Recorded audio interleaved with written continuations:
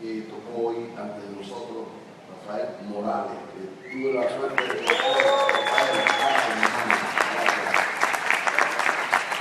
Rafael. Rafael y yo nos conocimos en circunstancias no muy agradables, porque nos conocimos en el servicio militar obligatorio.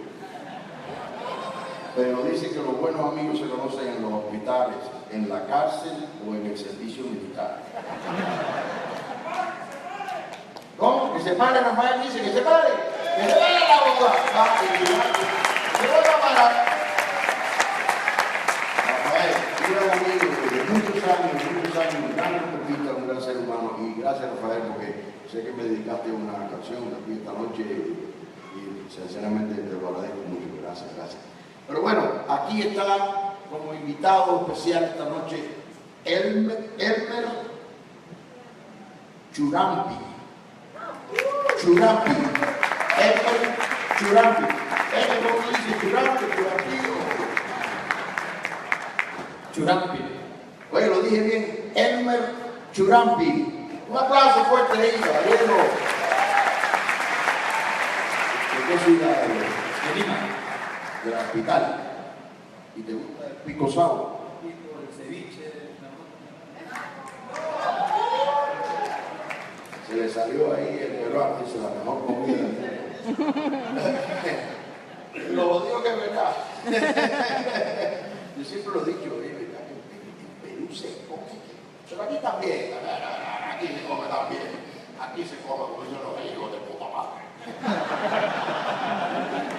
Hoy fui a un lugar ahí con mi amigo y uno de los patrocinadores y una de las personas que realmente ha hecho muchísimo por este festival y en esta ciudad, el señor Juan Park. Juan. Me di cuenta que estaba aquí con los sombreros. No te quites el sombrero que se te resfría la pollera. Bueno, Elmer Churampi. Can you say last name? Yeah? Oh yeah, you say what? Churampi, yeah. ¿Quién está aprendiendo? Está mejorando.